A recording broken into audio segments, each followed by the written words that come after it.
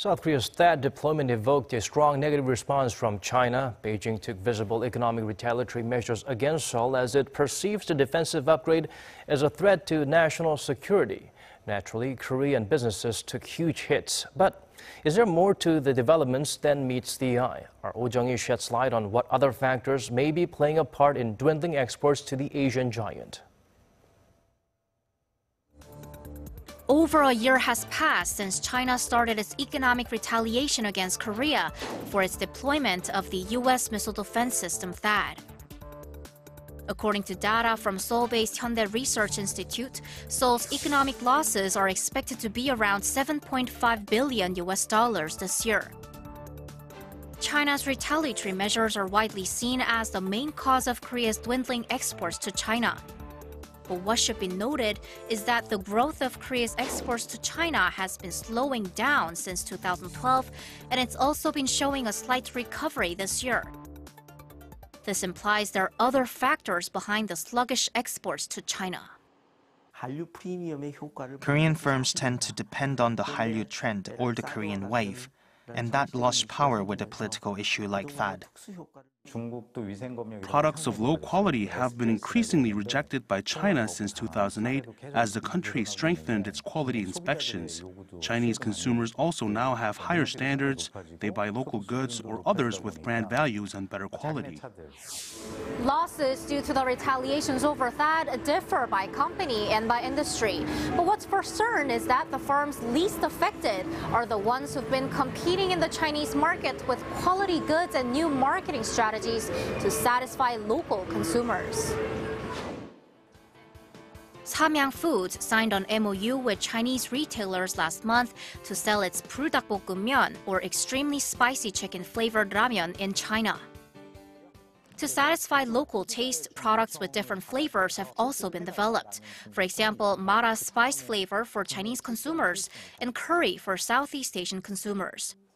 Products that are exported to China are produced separately from those for domestic sales to meet China's food regulations.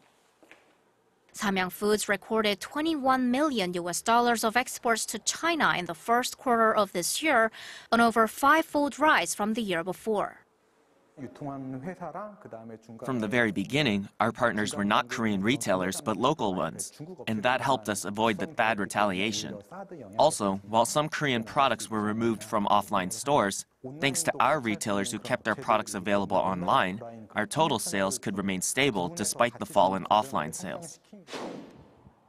Korea's NH Trading recently exported samples of 4 tons of Campbell Early grapes and 80 kilograms of Shine Muscat grapes to China. While Campbell Early grapes have been sold to China from 2015, it's the first time for Shine Muscat grapes to be sold there.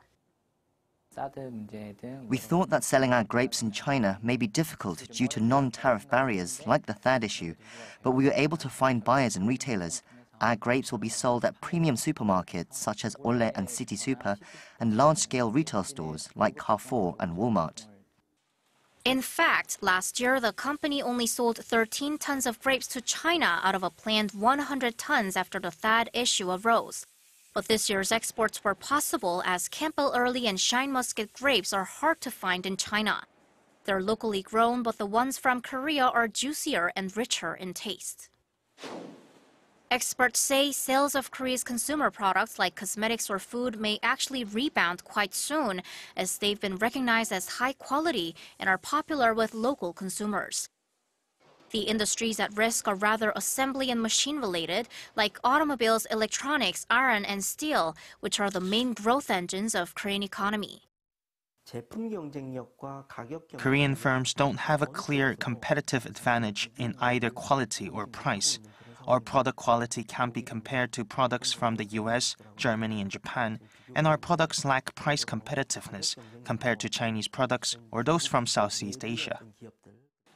The experts say the private sector needs to put more effort into regaining quality competitiveness, while the government also has to intervene to ease trade relations with China.